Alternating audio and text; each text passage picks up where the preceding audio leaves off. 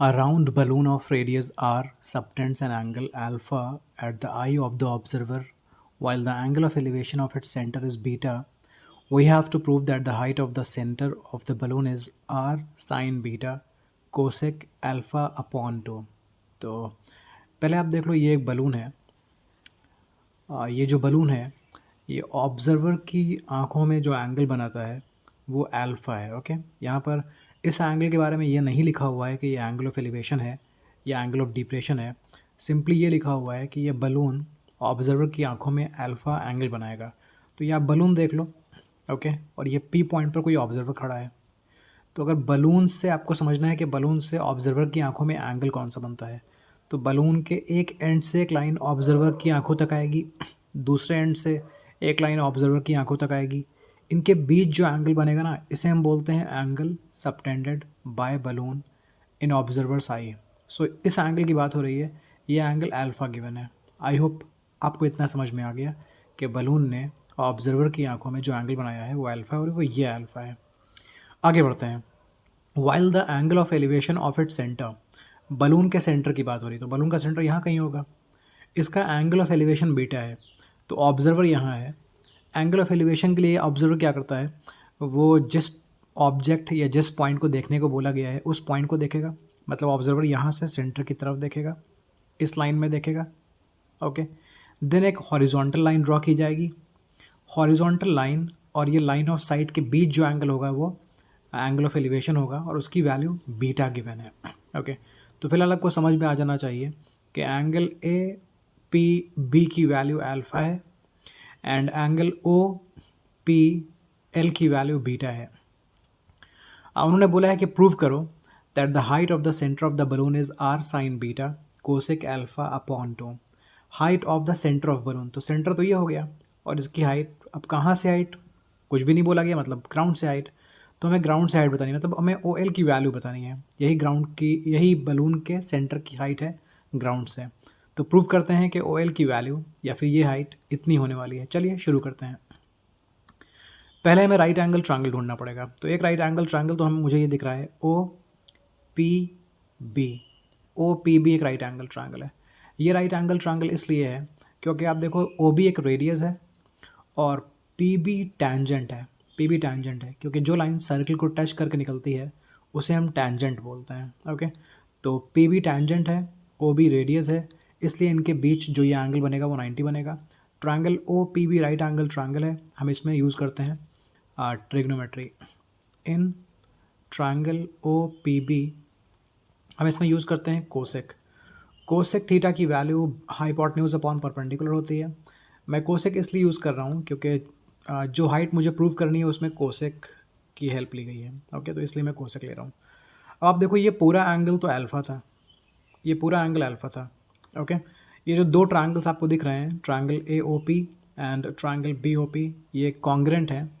इस वजह से एंगल्स भी इनके हाफ हाफ हो जाएंगे। ओके, अगर आपको ये समझना है कि कॉन्ग्रेंट कैसे हैं, तो देखो जी, ए ओ और ओ बी इक्वल हैं बिकॉज ये दोनों रेडियस हैं। पी ए और पी बी इक्वल हैं क्योंकि सेम पॉइंट से जब हम टेंजेंट्स ड्रॉ करते हैं तो आपस में इक्वल होती हैं। दोनों ट्रायंगल्स में पी ओ कॉमन है, इस वजह से ये ट्रायंगल और ये ट्रायंगल कॉन्ग्रेंट है और इस कॉन्ग्रेंसी की वजह से this angle and this angle will be equal. तो अगर ये पूरा एंगल अल्फ़ा है तो ये हाफ एंगल हो जाएगा अल्फ़ा अपॉन 2 और बचा हुआ हाफ भी हो जाएगा अल्फ़ा अपॉन 2। ये कॉन्ग्रेंसी आपको मेंशन करने की ज़रूरत है नहीं। आगे बढ़ते हैं। तो ट्रायंगल ओ पी बी में जब आओगे तो आपको थीटा की वैल्यू, मतलब ये जो एंगल आपको चाहिए ना, ये अल्फ़ा नहीं है, ये अल्फ़ा का हाफ है, मतलब अल्फ़ा अपॉन 2। तो हम यहाँ लिखेंगे कॉस कोसेक और थीटा की जगह हम लिखेंगे एंगल, एंगल है अल्फ़ा अपॉन 2। अब लिखेंगे हाइपोटेन्यूज अपॉन परपेंडिकुलर। तो इस ट्रायंगल में इस एंगल के ठीक सामने जो दिख रहा है ओ बी, वो तो परपेंडिकुलर है और 90 के ठीक सामने जो दिख रहा है वो हाइपोटेन्यूज है। तो हमें हाइपोटेन्यूज अपॉन परपेंडिकुलर लिखना है। तो हाइपोटेन्यूज की जगह हम लिखेंगे ओ पी एंड परपेंडिकुलर की जगह हम लिखेंगे O B. O P upon O B, O P upon O B. Okay, थोड़ा सा और सॉल्व कर लेते हैं। Cosec alpha upon 2 O P upon O B. O B radius है तो इसकी जगह आप आर भी लिख सकते हो क्योंकि क्वेश्चन में बोला गया है कि रेडियस आर है। ओके, तो ये रेडियस भी आर है और ये रेडियस भी आर है। आई होप ये क्लियर है।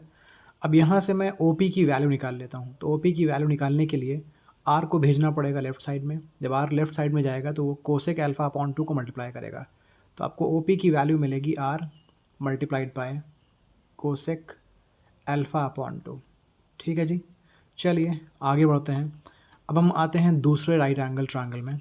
दूसरा right angle triangle O P L दिख रहा है आपको, O P L. Okay, O P L right इसलिए है क्योंकि ओ एल एक हॉरिजॉन्ट वर्टिकल लाइन है, ओ एल वर्टिकल लाइन है, पी एल एक हॉरिजॉन्टल लाइन है। हॉरिजॉन्टल और वर्टिकल के बीच एंगल हमेशा 90 होता है। ओके, तो एंगल ओ एल पी 90 है, इस वजह से इस ट्रायंगल में हम लगा सकते हैं ट्रिग्नोमेट्री। हम लिखेंगे in triangle O L P, in triangle O L P. यहाँ पर हम साइन यूज़ करेंगे। साइन थीटा की वैल्यू परपेंडिकुलर अपॉन हाइपोटेन्यूज होती है।